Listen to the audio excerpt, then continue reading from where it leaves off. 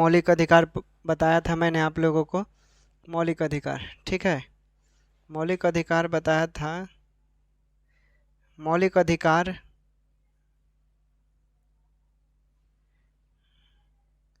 मौलिक अधिकार, ठीक है। मौलिक अधिकार में हम लोग आर्टिकल कहाँ से कहाँ देख चुके थे, आर्टिकल 12 से लेकर 18 तक अनुच्छेद हम लोग क्लियर कर चुके थे। अब हम लोग आज देखेंगे जो हमारे पास स्वतंत्रता का अधिकार है, आर्टिकल 19 में जो स्वतंत्रता का अधिकार है, स्वतंत्रता का अधिकार है, उसके बारे में हम लोग जानेंगे। देखिए, संविधान पढ़ने का मतलब ये नहीं कि आप सिर्फ आर्टिकल जान लें। आर्टिकल में ऐसे ऐसे फैक्ट, ऐसे ऐसे तथ्य हैं जो आप जान जाते हैं तो आपका अधिकार है वो। आप जान जाएंगे तो आपके पास खुद पावर आ जाएगा, आप वास्तविक रूप से जान जाते हैं। तो मैं बता दूंगा वैसा, जो एक यूपीएससी का सिलेबस है, बीपीएससी स्टेट पीसीएस का सिलेबस है, चाहे यूपीएससी का, उस स्टैंडर्ड तक मैं एक भी प्रश्न नहीं छूटेगा, ये मेरा दावा है दोस्तों। मैं ऐसा पॉलिटी बता दूंगा कि चाहे आप कहीं से भी कोई आपसे प्रश्न पूछ लेगा, आप नहीं छोड़ सकते हैं। तो देखिए, हम आपको एक्सप्लेन करते हैं। इसमें पहले तो आपको हम बता दें कि हम लोग स्वतंत्रता का अधिकार, स्वतंत्रता का मतलब क्या होता है। देखिए, कभी कभी सबसे पहले आपसे यही पूछा जाएगा कि भाई स्वतंत्रता होता क्या है। स्वतंत्रता बोले तो क्या होता है, आज़ादी। देखिए, विधि के अंतर्गत ही स्वतंत्रता मिलेगी, जैसे फेसबुक, ट्विटर, व्हाट्सएप आज़ादी, ये सब देखेंगे क्या है, एक तरह की आज़ादी है। सम्मेलन की स्वतंत्रता है, शांतिपूर्वक बिना हथियारों को सम्मेलन कर सकते हैं, ये सब हम लोग आर्टिकल के जरिए जानेंगे, ठीक है। अब देखिए, बहुत सारे लोग बोलेंगे भाई स्वतंत्रता है। अब तार्किक प्रतिबंध एक जैसा नहीं होते हैं, यह परिस्थितियों के अनुसार बदलते हैं। आप शादी में गए और लौटकर 2 बजे रात को आएंगे और आपके पापा जी ठांस देंगे फिर तो। देखिए, मतभेद क्यों होता है, मतभेद इस आधार पर होगा कि हॉस्टल का गेट रात को 10 बजे बंद होगा और सबको 10 बजे तक हॉस्टल आ जाना है।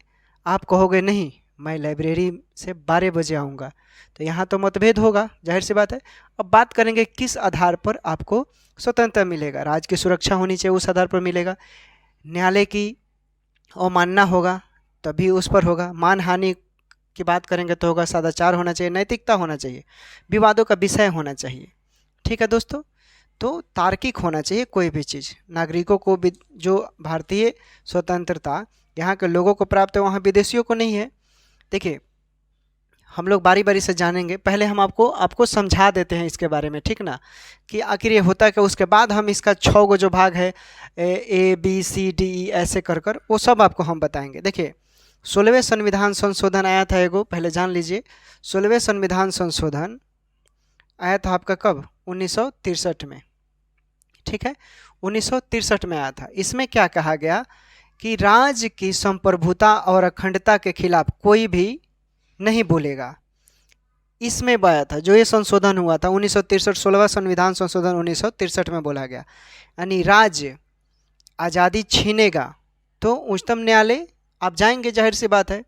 फिर आता है एक केस, हम पहले केस बता रहे हैं, उसके बाद आपको हम बारी बारी से बताएंगे अनुच्छेद, ठीक ना। उसके बाद एक केस आता है 2023 के जनवरी में एक केस आता है दोस्तों, कौशल किशोरवाद। क्या आता है, कौशल किशोरवाद आता है। हम नाम लिख देते हैं, कौशल माफ कीजिएगा थोड़ा धुंधला, हाँ ठीक है, कौशल किशोरवाद आया, ठीक है। जनवरी कब आया, जनवरी 2023 में आया। इसमें उच्चतम न्यायालय बोलता है जो आम आदमी बोल सकता है वह मंत्री भी बोल सकता है। भाई ये हुई ना पॉइंट की बात, उच्चतम न्यायालय ने बोला। तो यहाँ पर एक और बात आती है, जैसे समझिए, फिल्मों की स्वतंत्रता की बात करें तो अभिव्यक्ति का विशेष माध्यम है वहाँ पर। बिना लोकतंत्र के स्वतंत्रता का मतलब नहीं है दोस्तों। नियमित निर्वाचन और बहुमत सरकार, ये दोनों में फर्क है, क्योंकि कई बार चुनाव तो तानाशाही सरकार भी करवा लेती है। लोकतंत्र में फिल्मों में अभिव्यक्ति की स्वतंत्रता है। फिल्में अभिव्यक्ति का विशेष माध्यम है, यह जनमानस पर एक अलग प्रभाव डालती है। और फिल्म पर प्रतिबंध लागू होते हैं कब, बहुमत की मांग हो जाएगी तब तो ये तो क्या ये वैलिड नहीं होगा, क्योंकि किसी को नापसंद हो किसी को पसंद है। प्रतिबंध तब होगा जब आर्टिकल 19(2) पर आप उसके खिलाफ होगा। ठीक ना दोस्तों। तो सारा सर निष्कर्ष हम यही निकालेंगे यहाँ पर कि भारत में फिल्म बनाने की स्वतंत्रता है और इसलिए सरकार के खिलाफ है। व्यक्ति के खिलाफ तो प्रतिबंध नहीं लगाया जा सकता है, अगर लोक व्यवस्था के खिलाफ है तो प्रतिबंध लगाया जा सकता है।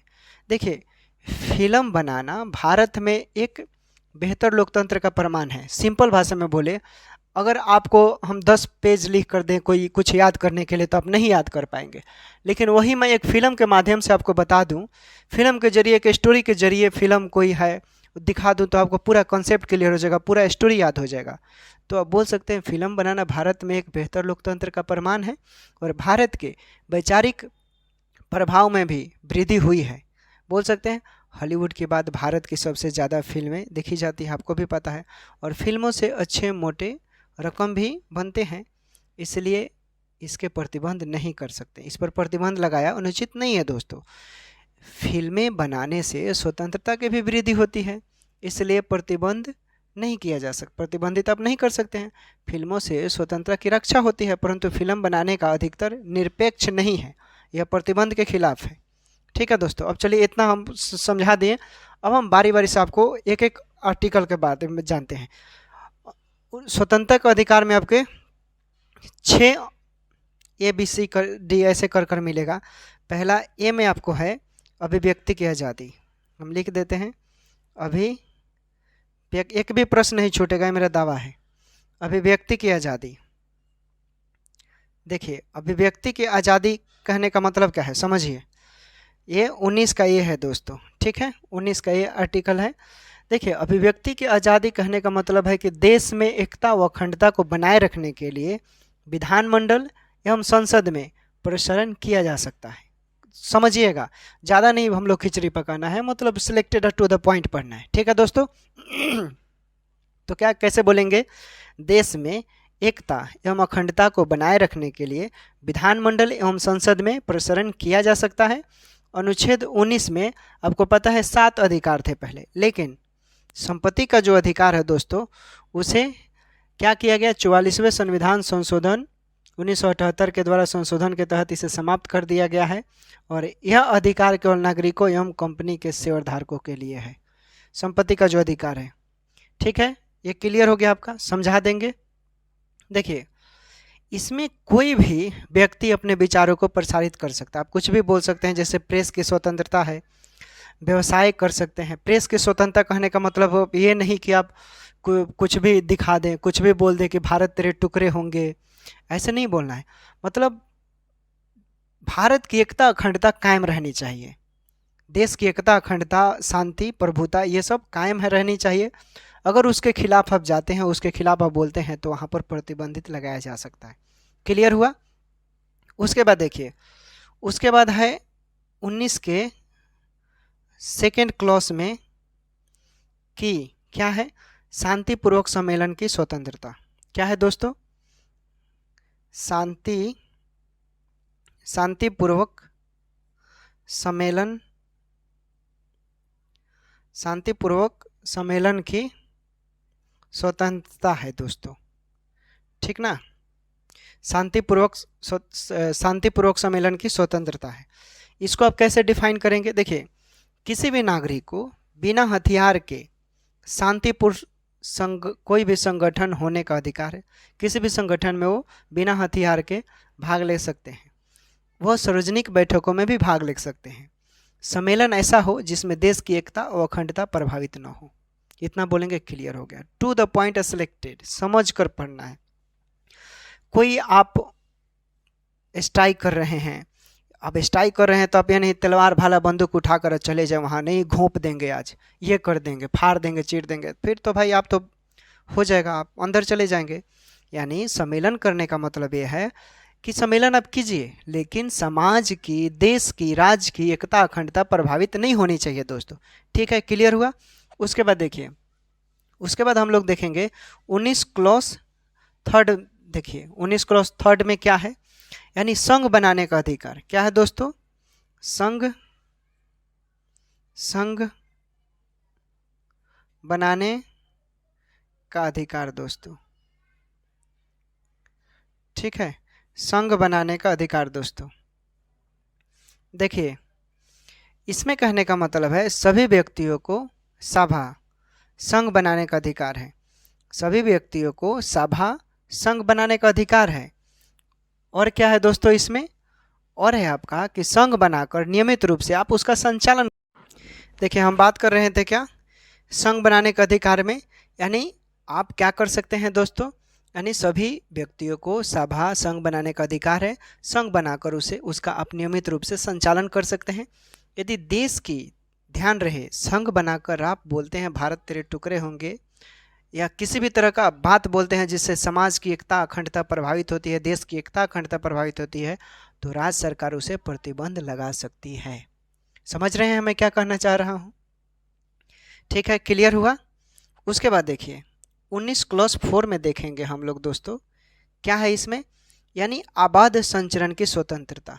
बताएंगे हम इसका मतलब क्या होता है। आबद्ध संचरण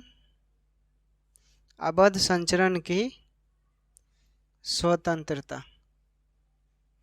ठीक है, देखिए इसका मतलब क्या होता है, यानी भारत के प्रत्येक व्यक्ति को किसी भी राज्य में भ्रमण करने की स्वतंत्रता है, आज़ादी है। ठीक है, भारत के प्रत्येक व्यक्ति को किसी भी राज्य में भ्रमण करने की स्वतंत्रता है, आज़ादी है। और यह बतलाता है कि देखिए, अब हम जानेंगे क्या आबद्ध संचरण की स्वतंत्रता, यानी भारत के प्रत्येक व्यक्ति को किसी भी राज्य में भ्रमण करने का अधिकार है, आज़ादी है। आप कहीं भी, आप जैसे यूपी दिल्ली हरियाणा से बिलोंग करते हैं, ठीक, तो आप ये जरूरी नहीं है सिर्फ उसी राज्य में घूम सकते हैं, आप भारत के किसी भी राज्य में घूम सकते हैं, ये आपको संविधान अधिकार देता है। लेकिन आपको ध्यान रखना है कौन कौन जगह पर प्रतिबंध है। आप घूम सकते हैं, आपको दूसरे राज्य में भ्रमण करने का अधिकार दिया गया है। यह बतलाता है कि भारत सभी नागरिकों के लिए एक है। और जैसे कि आप मान लीजिए कुछ एरिया है, रिस्ट्रिक्टेड एरिया है, जहाँ पर प्रतिबंधित किया गया है कि वहाँ पर आप नहीं जा सकते हैं। ठीक है, आदिवासी क्षेत्र हो गए जैसे। इसका उद्देश्य भारत की राष्ट्रीय सोच को क्या करता है, बढ़ावा देना है। यानी इसमें जनजाति जो क्षेत्र हैं उसमें प्रवेश आपका वर्जित है, ताकि उनकी रीति रिवाज संस्कृति में कोई प्रभाव न पड़े। इसमें उच्चतम न्यायालय ने एड्स पीड़ित लोगों को भी संचरण के लिए प्रतिबंध किया है कि एड्स पीड़ित हैं वो लोग वहाँ पर नहीं जा सकते हैं। ठीक है, क्लियर हुआ? इतना बोलेंगे आपका क्लियर हो जाएगा। उसके बाद देखिए, उसके बाद हम लोग बात करते हैं आर्टिकल 19 क्लॉज 5। इसमें क्या है, निवास का अधिकार। क्या है दोस्तों, निवास का अधिकार। देखिए इसका क्या मतलब होता है, हम आपको एक्सप्लेन करते हैं सिंपल भाषा में। देखिए, निवेश का अधिकार का मतलब है दोस्तों कि प्रत्येक नागरिक को भारत देश के किसी भी कोने में बसने का अधिकार है। प्रत्येक नागरिक को भारत देश के किसी भी कोने में बसने का अधिकार है। कहीं भी आप घर बना सकते हैं, वह देश में अस्थायी रूप से आप रह सकते हैं। ठीक है, देश में किसी भी कोने में अस्थायी रूप से आप रहकर अपना घर बना सकते हैं। एससी और एसटी क्षेत्र में भी आप नहीं रह सकते, वहाँ पर प्रतिबंधित रेस्ट्रिक्टेड एरिया है, कुछ प्रावधान है। ठीक है, इतना बोलेंगे आपका क्लियर हो जाएगा। अब देखिए एक आता है लास्ट 19 क्लॉज 6। इसमें है व्यवसाय की स्वतंत्रता। क्या है दोस्तों, व्यवसाय की स्वतंत्रता। इसके बाद का जो आर्टिकल होगा ना दोस्तों, ऐसा हम एक्सप्लेन करेंगे ना कि आप एक दरोगा जो होगा ना, चाहे वो अधिकारी होगा, तो अब उससे बहस कर सकते हैं, बहसबाजी कर सकते हैं आप। हम जो बता देंगे पॉलिटी ना, कांस्टेबल को तो आप कुछ समझ में नहीं करेंगे, इतना मैं दावा दिलाता हूँ। कांस्टेबल आपके सामने कुछ है, कुछ नहीं है। मैं जो आर्टिकल बता दूंगा, एक्सप्लेन कर दूंगा ना, कांस्टेबल आपके सामने सुसु कर देगा पैंट में जब आप जान जाएंगे। तो देखिए, व्यवसाय की स्वतंत्रता का मतलब है कि भारत के सभी नागरिकों को व्यवसाय करने का अधिकार है। भाई आप जब आप घर बना लिए, आपको भूख लगेगा तो कहाँ जाएंगे? अब बिजनेस करेंगे। आपके पास पैसा नहीं है तो बोलेंगे ना कि रुकिए हम व्यवसाय कर लेते हैं, कुछ बिजनेस कर लेते हैं। तो भारतीय संविधान के द्वारा 19 आर्टिकल 6 के द्वारा क्लॉज 6 के द्वारा कि भारत के सभी नागरिकों को व्यवसाय करने का भी अधिकार दिया गया है। यहाँ तक क्लियर हुआ? अब चलिए हम आगे आपको क्या दिखाते हैं, यानी मेन आर्टिकल दोस्तों, एक ऐसा आर्टिकल जहाँ से आपको मजा आएगा पढ़ने में। अब दिखाते हैं आपको, यहाँ से अधिकार आपको मिलेगा। क्या मिलेगा दोस्तों? अधिकार। आर्टिकल आपको हम 20 बताते हैं क्या है ये दोस्तों। देखिए आर्टिकल 20 क्या है दोस्तों, इसमें अपराध के लिए दोष सिद्ध के संबंध में संरक्षण के बताता है। अपराध के लिए दोष सिद्ध के संबंध के बारे में बताता है। लिख देते हैं ताकि बहुत लोग कंफ्यूज ना हो। अपराध के लिए दोष सिद्धि, अपराध के लिए दोष सिद्धि के संबंध में संरक्षण। ठीक है दोस्तों, देखिए ये क्या कहता है, समझने का कोशिश कीजिए। ये बोलता है दोस्तों, इसमें एक अपराध के लिए एक ही सजा की प्रावधान की गई है। एक सजा के लिए आपको एक ही, मतलब एक अपराध के लिए आपको एक ही सजा मिलेगा। सजा अपराध के समय का ही मान्य होगा। यानी अब मान लीजिए कि आपने आज आपने सजा किया, ठीक है, आपने कोई अपराध किया और आपको 2026 में बोला जाएगा कि नहीं आपने 2023 में अपराध किया था, आपको सज़ा 2026 में दिया जाएगा। आप जबकि भुगत चुके हैं, तो ऐसा नहीं है, एक अपराध के लिए एक ही सज़ा मिलेगा। अपराधी व्यक्ति के साथ मनमानी ढंग से दंडित नहीं किया जा सकता है, उसके लिए विशेष प्रिविलेज दी गई है, उसको अधिकार है उस व्यक्ति को। ठीक है दोस्तों, इतना बोलेंगे आपका क्लियर हो जाएगा। समझ गए ना? ठीक है, देखिए एक केस आता है दोस्तों, एक केस हम बता देते हैं।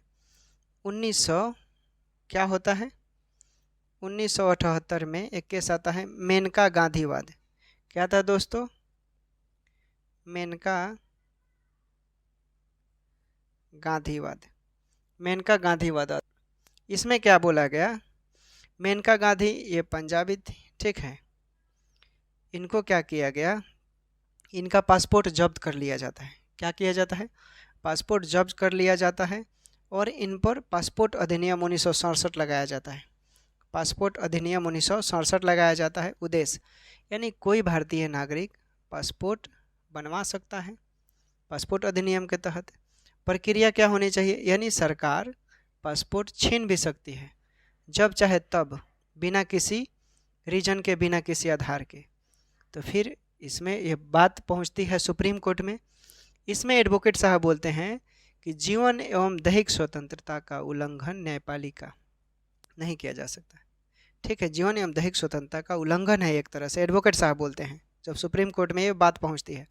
फिर न्यायपालिका बोलती है कि यहाँ जीवन एवं दैहिक स्वतंत्रता का मतलब गरिमामय जीवन है, गरिमामय जीवन है। समझिए पॉइंट, शब्दों का खेल है दोस्तों।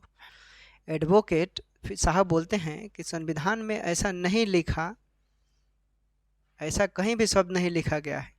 न्यायपालिका साहब बोलते हैं शब्दों को न देखो दोस्तों, भावनाओं को देखो।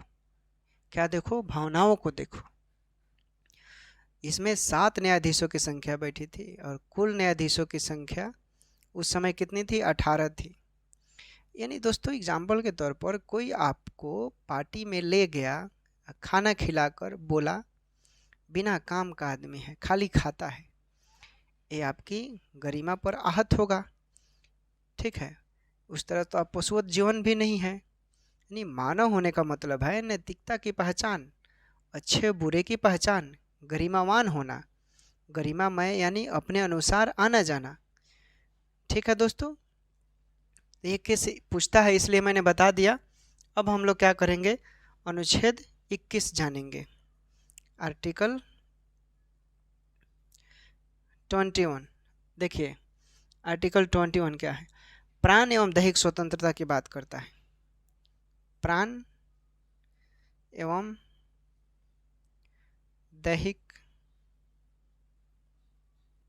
दैहिक स्वतंत्रता की बात करता है दोस्तों। ठीक है, तो देखिए कहने का मतलब क्या है कि शारीरिक रूप से किसी भी नागरिक का शोषण या जान आप नहीं ले सकते हैं। शारीरिक रूप से किसी भी नागरिक का शोषण आप नहीं कर सकते हैं, जान भी नहीं ले सकते। अगर आप किसी भी व्यक्ति के साथ मनमानी तरीके से पेश आते हैं तो कानून उस पर रोक लगा सकती है। ठीक है दोस्तों, और इसमें एक और बात कहा गया है कि स्वच्छ पर्यावरण और प्रदूषण रहित जल एवं स्वच्छ वायु लेने का प्रत्येक व्यक्ति को अधिकार है। जीवन की रक्षा का अधिकार है, स्वास्थ्य का अधिकार है। इसमें बहुत सारा केस आता है दोस्तों, आप जान लीजिए, हम बता देते हैं, इसी से रिलेटेड है सब। देखिए एक आता है मीसा एक्ट। मीसा एक्ट आता है, ये सब पूछा जाता है। मीसा एक्ट आता है दोस्तों 1971 में। ठीक है, और यह 1978 में समाप्त हो जाता है। फिर आता है टाडा कानून। टाडा कानून में पुलिस को विशेष इसमें बात रख दिया जाता है, विशेष प्रिविलेज दे दिया जाता है। ठीक है, टाडा एक्ट आता है कब? 1985 में आता है। और पहली बार 1895 में क्या किया जाता है? 1895 में भारत में पहली बार फंडामेंटल राइट की बात की जाती है। ठीक है, फंडामेंटल राइट की बात की जाती है।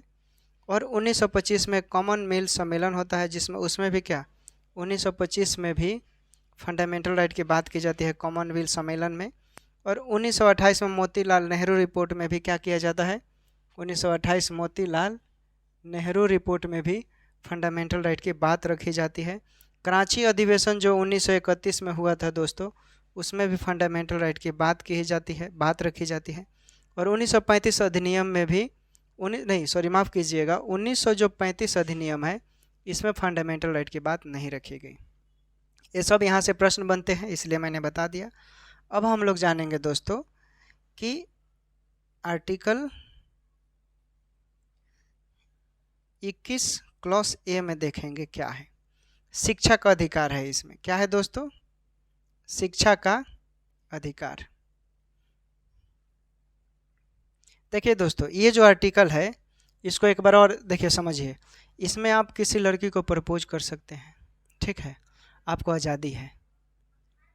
आप अपने आप को मारने की कोशिश कर रहे हैं, आप पंखा पर लटक गए और बच गए तो आपको सज़ा हो जाएगी। आपको खुद का जान लेने का अधिकार नहीं है। किसी को गुलाब का फूल दे सकते हैं, आप किसी को आई लव यू बोल सकते हैं, लेकिन हाँ वो सामने वाला भी आपको रिजेक्ट कर सकता है, उसको भी अधिकार है। ये सब इसी आर्टिकल में है। ठीक है दोस्तों, ये बात आप बोल सकते हैं। देखिए, शिक्षा का अधिकार कहने का मतलब है मूल संविधान में शिक्षा का अधिकार पहले राज्य के नीति निर्देशक तत्व के अंतर्गत अनुच्छेद किस में आता था? 45 में आता था। ठीक है, मूल संविधान में शिक्षा का अधिकार पहले राज्य के नीति निर्देशक तत्व के अंतर्गत अनुच्छेद 45 के अंतर्गत आता था। लेकिन 86वां संविधान संशोधन 2002 के तहत 86वां संविधान संशोधन 2002 के तहत इसे मौलिक अधिकार में शामिल किया गया है। किसमें? मौलिक अधिकार में शामिल किया गया है। यानी कहने का मतलब है 6 से 14 वर्ष के बच्चों को निःशुल्क शिक्षा देने का प्रावधान है। 6 से 14 वर्ष के बच्चों को निःशुल्क शिक्षा देने का प्रावधान है। क्लियर हुआ? यहाँ तक आप बोल सकते हैं, क्लियर हो जाएगा। ठीक है, अब देखिए, आपको पुलिस, आप कहीं जाते हैं और पुलिस आपके साथ मनमानी करती है, प्रशासन आपके साथ आपके मौलिक अधिकारों का हनन करती है। ये जब हमें एक्सप्लेन करेंगे तो आप उस पुलिस वाले से, दरोगा से आप लड़ जाएंगे। FIR नहीं लिखेगा तो आप लड़ जाएंगे दोस्तों, ऐसा बताएंगे, एक्सप्लेन करेंगे। देखिए क्या है इसमें। इसमें है आर्टिकल 22। ठीक है, आर्टिकल 20 निवारक, निरोध एवं गिरफ्तारी से संरक्षण है। इसको बोलते हैं निवारक निरोध एवं गिरफ्तारी से संरक्षण। गिरफ्तारी से संरक्षण। ठीक है दोस्तों, निवारक निरोध एवं गिरफ्तारी से संरक्षण। इसमें देखिए इसका मतलब क्या है। देश में आतंकवादी गतिविधियों को रोकने के लिए पुलिस को विशेष प्रकार का अधिकार प्रदान किया गया है। समझ रहे हैं क्या बोलने की कोशिश कर रहे हैं? यानी देश की एकता अखंडता को कायम रखने के लिए पुलिस को विशेष प्रकार का प्रिविलेज दिया गया है। वह देश की व्यवस्था को बनाए रखे जिससे देश की एकता अखंडता बनी रहे। इसमें वह निर्दोष व्यक्ति को भी गिरफ्तार कर सकता है जिससे विधि व्यवस्था प्रभावित होती है। इसमें व्यक्ति के लिए गिरफ्तारी से संरक्षण की बात भी कही गई है। उसके लिए प्रावधान दिया गया है कि जिससे व्यक्ति की गरिमा बनी रहे, ठीक है, व्यक्ति की एकता अखंडता प्रभावित न हो, ये बात कही गई है। वह गिरफ्तारी के समय व्यक्ति, अगर अब पुलिस आती है तो पुलिस क्या कर सकती है, उसे गिरफ्तार करने आती है तो सामने वाला व्यक्ति पूछ सकता है कि आप कारण बताइए कि आप मुझे गिरफ्तार क्यों कर रहे हैं। गिरफ्तार कर लिया था, जेल में ले गया, तो उसे 24 घंटे के अंदर न्यायालय में पेश करना होगा, संडे छोड़कर। ठीक है दोस्तों, संडे छोड़कर वो रख सकता है। लेकिन हाँ, संडे नहीं है और 24 घंटे के अंदर ज़्यादा हो जाता है 24 घंटे से, तो उस पर आर्टिकल 32 हैबियस कॉर्पस जिसे बोलते हैं, जय भीम एक फिल्म आई है, वो आप लोग देखेंगे तो आपको पता चल जाएगा, उससे रिलेटेड है। वह अपनी पसंद का वकील भी रख सकता है। देखिए दोस्तों, चोरी पर साधारण सजा होता है, एक बात याद रखिएगा, चोरी पर आपको साधारण सजा होगा लेकिन डकैती पर विशेष सजा हो जाएगा। पोटा एक्ट आया था 1995 में, इसमें बिना गवाही नहीं रख सकते आप। पोटा एक्ट आया था दोस्तों, पोटा एक्ट आया था कब? 1995 में। इसमें बिना गवाह, आप गवाह नहीं रख सकते हैं, ठीक है। और याद कीजिए जब आपातकाल लगा था 1975 में, इंदिरा गांधी का शासन था, ठीक है। 1974 में खेरा का मैटर देखने को मिलेगा। तो अगर मान लीजिए आप थाने में जाते हैं और पुलिस आपको गाली गलौज करने लगता है कि जाओ यहाँ से, हम तुम्हारा एफआईआर नहीं लिखेंगे, तो आप बोलिएगा कि भाई पढ़े लिखे हो कि नहीं, पढ़ कर आए हो ना, एग्ज़ाम निकाले हो ना, कैसे ही आ गए हो। पुलिस को देश की एकता अखंडता कायम रखने के लिए तुमको बनाया गया है। थाना पब्लिक सेक्टर है, नहीं तुम्हारे बाप का है। क्या बोलेंगे आप आर्टिकल याद रखिए 2-4 और पुलिस वाले के सामने बोल दीजिए, देखिए आपसे कितना रिस्पेक्ट से बात करेगा, जानेगा कि नहीं सामने वाला बंदा है कुछ। तो अपने अधिकारों को जानना भी जरूरी है, ठीक है। और निरोध की अवधि भी क्या होनी चाहिए, इसमें 3 माह की होनी चाहिए। 44वें संविधान संशोधन 1978 में निवारक निरोध अधिनियम आता है 1950 में आता है। कब आता है? 1950 में निवारक निरोध का एक कानून आता है, जो 1969 में क्या होता है, ये समाप्त हो जाता है दोस्तों। ये 1969 में समाप्त हो जाता है। और राष्ट्रीय सुरक्षा अधिनियम जिसे नासा बोलते हैं 1980 में आता है। पूछता है, आप लोग याद रखिएगा। देखिए उसके बाद क्या है आपका आर्टिकल 23। आर्टिकल 23 है, ये क्या होता है? मानव दुर्व्यवहार या बलात्सरम पर प्रतिबंध लगाया गया है। ये लिख लीजिए आप, मानव दुर्व्यवहार एवं बलात्सरम पर प्रतिबंध। बलात्सरम पर प्रतिबंध, ठीक है, बलात्सरम पर प्रतिबंध। देखिए समझिए, यानी इसमें दास्ता का अंत किया गया है, यानी आप किसी को गुलाम बनाकर नहीं रख सकते हैं, ज़बरदस्ती आप किसी से काम नहीं करवा सकते हैं। देश के विकास के लिए सरकार किसी से भी मजदूरी करवा सकती है, लेकिन उसके गरिमामय रहस्य में होना चाहिए।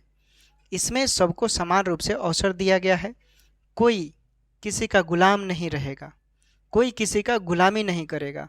अगर कोई काम करवाती है या कोई काम करवाता है तो उस पर उचित उसके लिए रकम देना पड़ेगा। अगर वो ऐसा नहीं करता है तो उसके खिलाफ उसको सज़ा मिल सकता है। ऐसा करने पर व्यक्ति या राज्य को दंडित किया जा सकता है दोस्तों। क्लियर हुआ? चलिए आगे देखते हैं। आगे है आर्टिकल 24।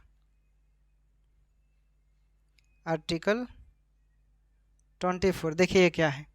कारखाने में 14 वर्ष से कम उम्र के बच्चों से काम का निषेध, लिख लीजिएगा। कारखाने में 14 वर्ष से कम उम्र के बच्चों पर निषेध किया गया है, प्रतिबंध लगाया गया है कि 14 वर्ष से कम उम्र के बच्चों से आप खतरनाक काम नहीं करवा सकते हैं।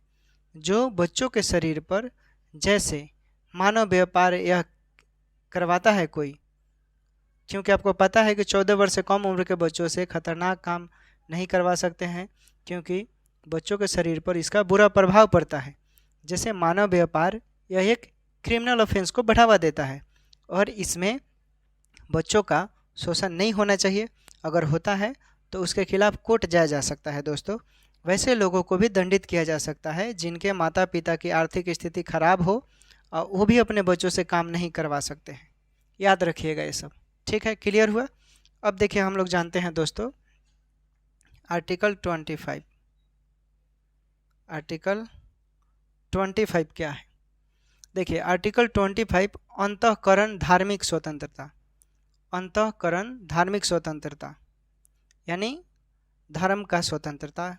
कहने का मतलब है, समझिए, आर्टिकल 25 में अंतःकरण धार्मिक स्वतंत्रता है। लिख देते हैं, नहीं तो बहुत लोगों को कन्फ्यूजन हो जाएगा। अंतःकरण, अंतःकरण, अंतःकरण क्या है? धार्मिक स्वतंत्रता। ठीक है दोस्तों, समझिए, राज्य धार्मिक मामलों में हस्तक्षेप नहीं करेगा। राज्य धार्मिक मामलों में हस्तक्षेप नहीं करेगा। वह किसी भी विशेष धर्म को बढ़ावा नहीं देगा। कोई भी व्यक्ति अपने धर्म की उपासना कर सकता है, लेकिन वह बाकी धर्मों को हस्तक्षेप नहीं करेगा। राज्य सभी धर्मों के लिए समान रहेगा। राज्य सभी धर्मों के लिए समन्वय का कार्य करेगा। 42वां संविधान संशोधन 1976, 42वां संविधान संशोधन 1976 में एक बात कहा गया कि कोई भी व्यक्ति जबरन किसी व्यक्ति से धर्म को मनवाता है तो वह क्रिमिनल ऑफेंस को बढ़ावा दे रहा है, उस पर मुकदमा की जा सकती है। अगर धर्म से राष्ट्र या किसी व्यक्ति की गरिमा को ठेस पहुंचती है तो राज्य उसे भी प्रतिबंध कर सकती है, उस पर प्रतिबंध लगा सकती है।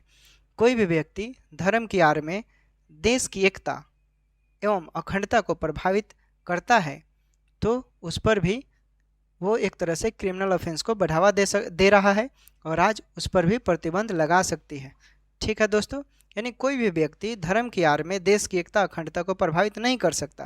यानी धार्मिक स्वतंत्रता का ये मतलब नहीं कि आप अपने धर्म की उपासना करें और दूसरे की धर्म को प्रभावित करें। ठीक है दोस्तों, या सिंपल भाषा में बोले ना, 10 बजे रात के बाद साउंड बजाना मान्य नहीं है। अगर वो व्यक्ति प्रभावित हो रहा है तो आप अंदर जा सकते हैं। ठीक है दोस्तों, क्लियर हुआ? अब आगे देखते हैं। देखिए उसके बाद है धार्मिक कार्यों की प्रबंध की स्वतंत्रता। यानी धार्मिक प्रबंध की व्यवस्था में बड़े बड़े मंदिरों गुरुद्वारा को प्रबंधन कर सकते हैं। धर्मों को बढ़ाने के लिए व्यवस्था समितियां बनाई जा सकती है। यानी सरकार धार्मिक गतिविधियों को अपने नियंत्रण में नहीं ले सकती, लेकिन गैर कानूनी है तो उसे वह समाप्त कर सकती है। दोस्तों इतना बात याद रखिएगा, ठीक है? रिपीट कर रहे हैं, धार्मिक प्रबंधन की व्यवस्था में बड़े बड़े मंदिरों जैसे गुरुद्वारा, इन सब चीज़ों को प्रबंधन कर सकती है, व्यवस्था कर सकती है। धर्मों को बढ़ाने के लिए व्यवस्था समितियां बनाई जा सकती है। ठीक है, सरकार धार्मिक गतिविधियों को अपने नियंत्रण में नहीं ले सकती, लेकिन गैर कानूनी है तो उसे वो समाप्त कर सकती है। इतना बोलेंगे आपका काम क्लियर हो जाएगा। ठीक है? ठीक है दोस्तों, अब देखिए, अब आपको हम बताते हैं अनुच्छेद 27।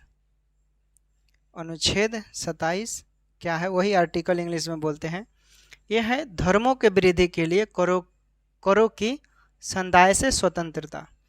धर्म की वृद्धि के लिए करों की संदाय से स्वतंत्रता की बात कही, लिख देते हैं। धर्म के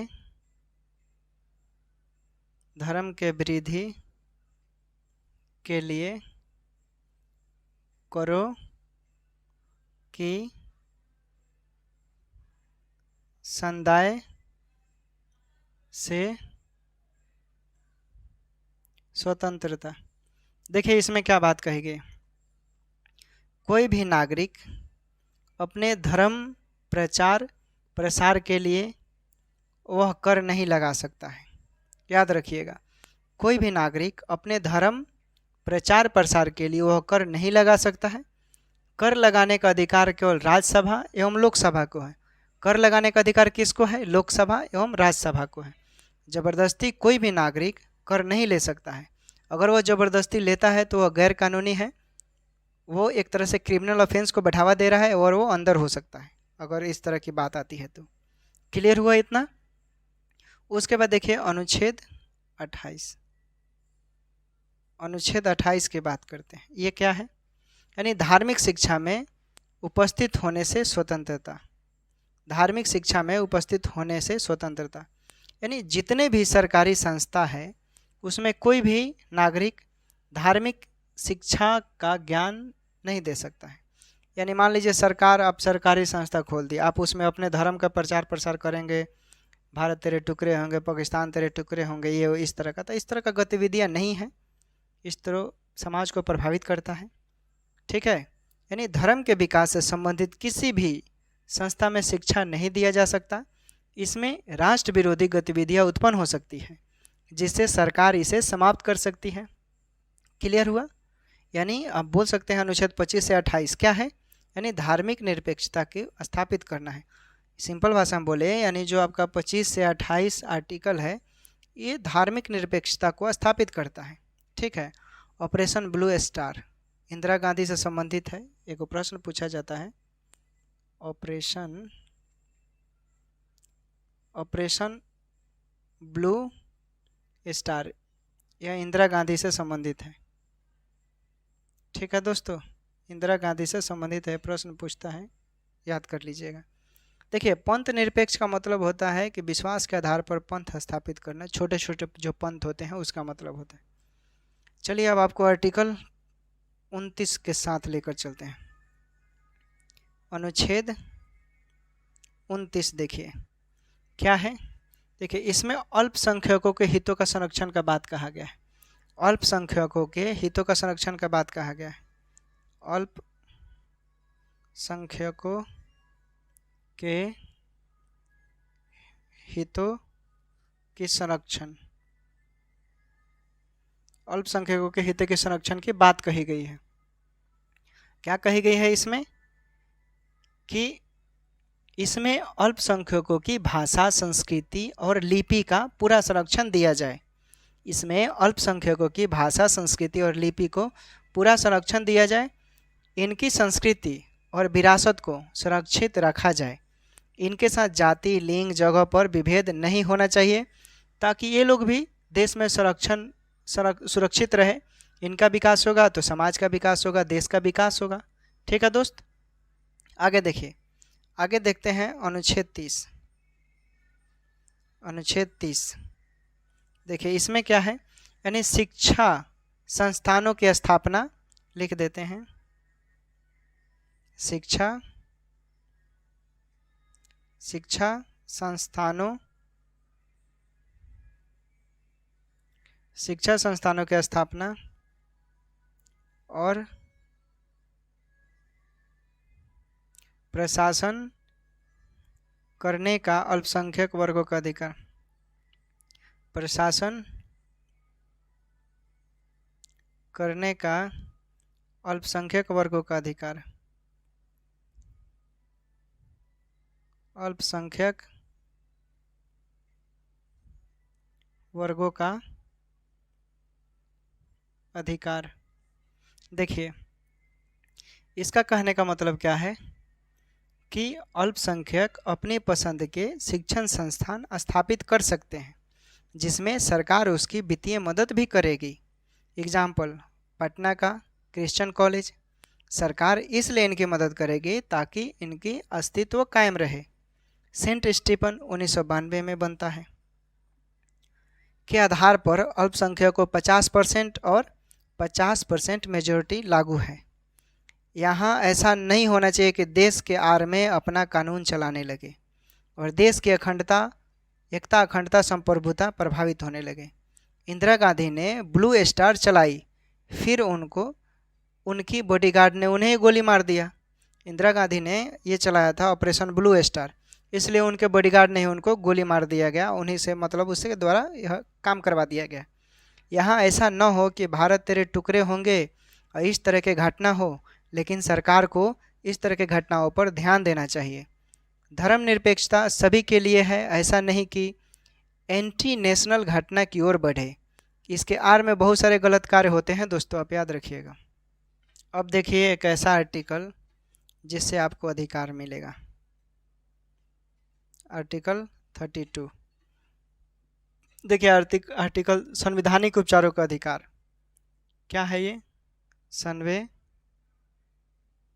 संवैधानिक उपचारों का अधिकार का बात करता है। संवैधानिक उपचारों का अधिकार का बात करता है। इसमें बोलता है मौलिक अधिकार के हनन पर सभी नागरिकों के लिए कोर्ट से संरक्षण दिया गया है। मौलिक अधिकार के होने पर सभी नागरिकों के लिए कोर्ट से उसे संरक्षण प्रदान दिया गया है कि आर्टिकल 32 के तहत वह सुप्रीम कोर्ट और आर्टिकल 226 के तहत हाई कोर्ट जा सकता है। 32 के तहत सुप्रीम कोर्ट, ठीक है दोस्तों, और 226 के तहत वो हाई कोर्ट जा सकता है। ठीक है दोस्तों, यह संविधान का आत्मा है।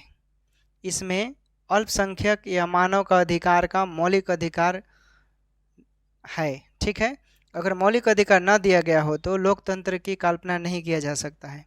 मौलिक अधिकार के हनन पर 5 रिट जारी होती है, आपको पता होना चाहिए। सबसे पहले यह रिट इंग्लैंड में जारी हुई थी। प्रश्न पूछता है सबसे पहले यह रिट कहाँ जारी हुई थी दोस्तों? तो सबसे पहले यह रिट इंग्लैंड में जारी हुई थी। ठीक है, इसमें पहला है बंदी प्रत्यक्षीकरण, मैंने अभी जिक्र किया था। बंदी प्रत्यक्षीकरण जिसको क्या बोलते हैं दोस्तों? हैबियस कॉर्पस, हैबियस कॉर्पस बोलते हैं। क्या है यह? यदि किसी व्यक्ति को गिरफ्तार किया जाता है तो उसे 24 घंटे के अंदर कोर्ट में पेश करेंगे आप। यदि वकील को पता चला कि पुलिस 24 घंटे से ज़्यादा रखी है तो सस्पेंड भी हो सकता है। वो गिरफ्तारी की स्थिति में उसे संरक्षण दिया जा सकता है। उसके साथ कानूनी प्रक्रिया मानवता के आधार पर की जाएगी।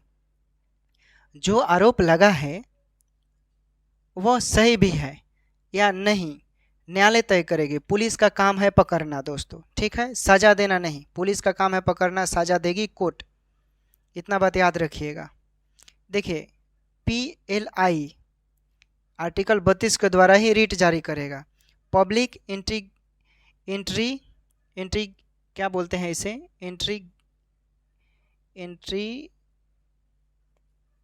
जो दोस्तों PLI के द्वारा जारी किया जाता है। आप PLI आर्टिकल 32 के द्वारा ही जारी करेंगे।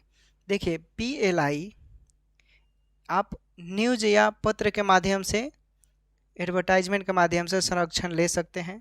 इसमें कोर्ट स्वतः न्यायालय में संज्ञान ले लेगा। ठीक है, उसके बाद आता है परमा आदेश। तो परमा आदेश में यदि किसी मानव के मौलिक अधिकारों का हनन होती है तो उसकी जांच होगी। यहाँ पर सरकार उसके खिलाफ रिट जारी कर सकती है उसके संरक्षण के लिए। ठीक है, परमादेश में कोई शिक्षक नहीं पढ़ाता है, ठीक है, आर्टिकल 32 के तहत आप कंप्लेन कर देंगे, भाई नहीं पढ़ाना, शिक्षा मौलिक अधिकार है। रेल में यात्रा कर रहे हैं, TT कांस्टेबल पकड़ता है, आप बोलिए जाकर कंप्लेन कीजिए, देखिए 2 मिनट के अंदर हो जाएगा। वो उसका अधिकार थोड़े है यार, TT का काम है टिकट मांगना, कांस्टेबल का थोड़े काम है। जो पढ़ा लिखा होगा वो 2 मिनट में ऐसे के तैसे कर देगा। उसके बाद है प्रतिषेध, प्रोहिबिशन बोलते हैं जिसको, यानी सिविल कोर्ट अपने सीमित क्षेत्र तक ही न्याय कर सकती है। सिविल कोर्ट के ऊपर भी एक कोर्ट होता है, आपको पता है। उसके बाद आता है सर्सियरी यानी उत्प्रेषण जिसको बोलते हैं। अगर सिविल कोर्ट में किसी नागरिक को न्याय नहीं मिलता है या सिविल कोर्ट में कार्य नहीं हुआ तो वह हाई कोर्ट जा सकता है। उत्प्रेषण में कहने का मतलब है कि अगर सिविल कोर्ट में किसी नागरिक को न्याय नहीं मिलता है या सिविल कोर्ट में कार्य नहीं हुआ तो हाई कोर्ट भी जा सकता है, सेटिस्फाइड नहीं है तो। उसके बाद आता है कोवेरिएंट अधिकार परीक्षा जिसको बोलते हैं, यानी गैर कानूनी ढंग से आप कोई भी काम गलत तरीके से नहीं कर सकते हैं। पता चला एक तरह से क्रिमिनल ऑफेंस को बढ़ावा देता है, आप रिट जारी कर सकते हैं। कभी कभी प्रश्न पूछता है कि संपत्ति का अधिकार अब कानूनी अधिकार नहीं है, क्यों? क्या जवाब देंगे दोस्तों? आप जवाब दीजिएगा कि देखिए, यह संविधान के बेसिक स्ट्रक्चर में बाधा करती थी, जो हमारा इकोनॉमिक्स और नेशनल सोर्स है उस पर बाधा डालता था। कहने का मतलब है कि उस पर बाधा ना करे इसलिए, लेकिन सरकार इसके लिए एक उचित मुहैया रकम देती है। एक तरफ आर्टिकल 368 के तहत संसद किसी भी भाग में संशोधन कर सकती है, बशर्ते बेसिक स्ट्रक्चर प्रभावित न हो, लेकिन न्यायपालिका संसद के किसी भी संशोधन को शून्य डिक्लेयर कर सकती है जब यह संविधान के बेसिक स्ट्रक्चर को प्रभावित करेगी। तो इसलिए संसद के द्वारा किसी भी फंडामेंटल राइट में संशोधन नहीं किया जा सकता। यह दोनों के बीच समन्वय होना चाहिए दोस्तों, इतना बात याद रखिए। देखिए दोस्तों, यहाँ से प्रश्न बनते हैं और मेंस में सवाल बनते हैं कि न्यायपालिका और संसद में दोनों में सर्वश्रेष्ठ कौन है? क्या जवाब देंगे आप? देखिए ध्यान से सुनिएगा, समझने का प्रयास कीजिएगा। न्यायपालिका संविधान की संरक्षण होती है या संरक्षा करती है, ठीक है। यदि मौलिक अधिकारों का हनन प्रशासनिक अधिकारी या सरकार करती है तो वैसे भी न्यायालय को मौलिक अधिकार के हनन पर सुरक्षा के लिए विशेष अधिकार है। कोई भी नागरिक न्यायालय में तभी जा सकता है जब उसके मौलिक अधिकारों का हनन होगा। एक तरफ कहा जा रहा है कि संसद संविधान के किसी भी भाग में, यहाँ तक कि संविधान के मौलिक अधिकार में भी संशोधन कर सकती है। अनुच्छेद 13(2) में संसद के द्वारा संविधान के मौलिक अधिकारों में किसी भी प्रकार का संशोधन नहीं किया जा सकता है, जबकि अनुच्छेद 368 के अनुसार संसद संविधान के किसी भी भाग में संशोधन कर सकती है, बशर्ते मौलिक अधिकारों के बेसिक स्ट्रक्चर जो होता है उसमें क्या हो, कोई प्रभाव ना पड़े। एक केस आता है 1976 में, इंदिरा गांधी केस, ठीक है, इंदिरा गांधीवाद केस आता है। इंदिरा गांधी ने ब्लू स्टार ऑपरेशन चलवाया। उस समय जनता पार्टी का सरकार था। जनता पार्टी का सरकार नहीं था, इंदिरा गांधी का ही था। तो जनता इंदिरा गांधी से नाराज हो जाती है और इनके सरकार में 42वें संविधान संशोधन 1976 के द्वारा जब कोई भी बिल लोकसभा या राज्यसभा में भेजा जाता था तो राष्ट्रपति को किसी भी हालत में स्वीकार करना ही होता था। लेकिन 44वां संविधान संशोधन 1978 के द्वारा राष्ट्रपति को ये अधिकार दिया गया कि वे कोई भी बिल पास करने से पहले एक बार पुनः विचार विमर्श जरूर करेंगे, तब उसे वापस भेजेंगे। ठीक है दोस्तों, क्लियर हुआ इतना? देखिए मैंने जितना भी बताया दोस्तों बहुत इम्पोर्टेंट। देखिए एक और केस आया था, और मतलब पहले तो मैंने ये बता दिया है, मीसा एक्ट 1971 में। देखिए जनता पार्टी ने इसे रद्द कर दिया, इसका बहुत ही मिसयूज हुआ। ठीक है दोस्तों, यानी पुलिस को इतना पावर दे दिया गया कि पुलिस कुछ भी कर सकता था, आपको कुछ भी कर सकता था, आप कुछ नहीं कर सकते। यानी एक तरह से आपके मौलिक अधिकारों का हनन था। उसके बाद 1977 में आपातकाल के दौरान भी पुलिस को विशेष रूप से प्रिविलेज दिया गया। अब पुलिस का पावर मतलब तानाशाही, चारों तरफ तानाशाही होने लगा। पुलिस की गवाही काफ़ी थी, पुलिस जो बोलता था वही होता था। देखिए टाडा एक्ट आता था, पोटा एक्ट आया 2002 में। ये एक तरह से आतंकवाद और मतलब विध्वंसक निवारक था अधिनियम। 1985 में देखे तो पंजाब में आतंकवाद को बढ़ावा दिया गया, इसलिए इंदिरा गांधी की हत्या कर दी गई। संसद को नियंत्रण रखने के लिए टाडा का प्रयोग किया गया। जेल में रखने के बाद भी फंडामेंटल राइट ख़त्म नहीं होती है दोस्तों। आप जेल में किसी को बंद कर दिए और यहाँ तक कि जेल में रखने के बाद नागरिक को फंडामेंटल राइट ख़त्म नहीं होती है। जेल का मतलब ये नहीं कि आप खाना ना दो, प्रताड़ित करो। ऐसा ना हो कि लालू प्रसाद यादव जेल में थे और उन्होंने उनके साथ मिसयूज कीजिए। आप कंबल मांगा तो आप कंबल ना दे, मजिस्ट्रेट ने कंबल नहीं दिया, कंबल मांगा तो मजिस्ट्रेट ने क्या कहा कि इस साइंसनेस बयान दे दिया, ठीक है, आपको कंबल नहीं मिलेगा। तो ये एक तरह से ये प्राकृतिक न्याय नहीं है, इसलिए पोटा एक्ट भी ख़त्म कर दिया गया। जब राज्य को शक्तिशाली बनाएंगे तो पुलिस को शक्तिशाली बनाएंगे आप, तो व्यक्ति की फंडामेंटल राइट का तो फलूदा हो ही जाएगा, जाहिर सी बात है। ठीक है, इसलिए दोस्तों ऐसा ऐसा संविधान, हमारे जो संविधान निर्माता थे वो उनका एक क्या था, भावनाएं हैं। कागज़ का एक टुकड़ा नहीं है दोस्तों, यह अनुच्छेद नहीं है, उनके भावनाओं का ये कहानी है। सारे एडवोकेट ही थे उसमें, आप इसी से अंदाज़ा लगा सकते हैं। राष्ट्रीय सुरक्षा कानून बनता है, संसद के द्वारा बनाए गए निवारक नज़रबंदी कानून बहुत सारे थे, राष्ट्रीय सुरक्षा कानून बोल सकते हैं, बहुत सारे ऐसे थे दोस्तों।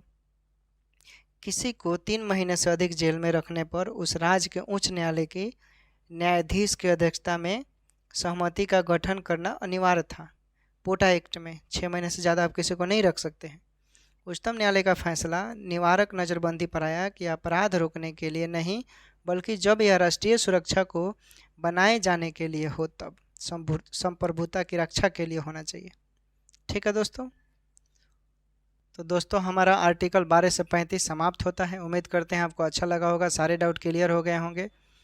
तो अच्छा लगा होगा तो वीडियो को शेयर करेंगे, लाइक करेंगे, कमेंट कीजिएगा और चैनल पर नए होंगे तो इसे सब्सक्राइब कर लीजिएगा। Take care, bye bye. हम लोग फिर मिलेंगे अगले वीडियो में नीति निर्देशक तत्वों के साथ।